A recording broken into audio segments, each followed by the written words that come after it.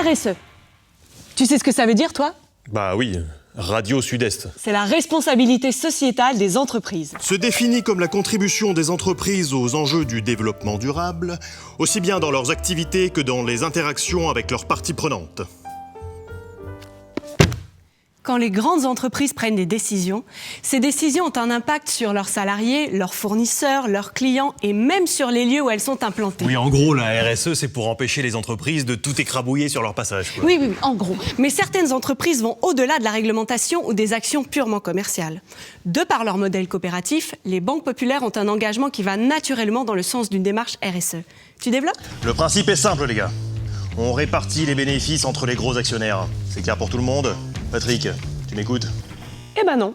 Dans les banques populaires, il n'y a aucun actionnaire.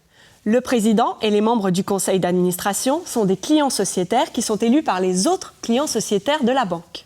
Oui, et puis il y a le directeur général, le seul maître à bord. Pas du tout.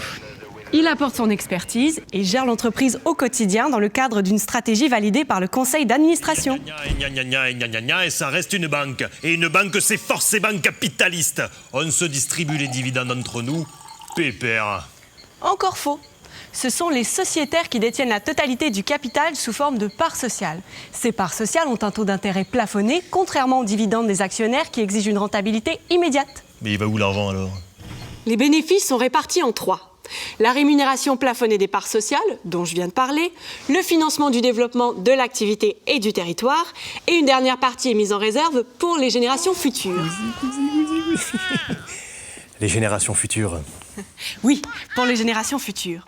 Parce que pour accompagner ses clients dans la durée, surtout dans les moments difficiles, la banque se doit de garantir son propre avenir et de rester solide. Et pour l'ancrage territorial, chef ? Tout est bien centralisé à Paris. Et le reste récupère les miettes. C'est ça le principe.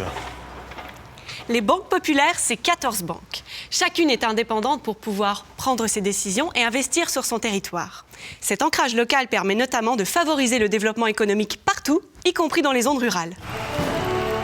Nous allons financer la création d'entreprises, l'éducation, la recherche, la culture et la santé partout en France, et ainsi sauver l'humanité. Tu crois pas si bien dire.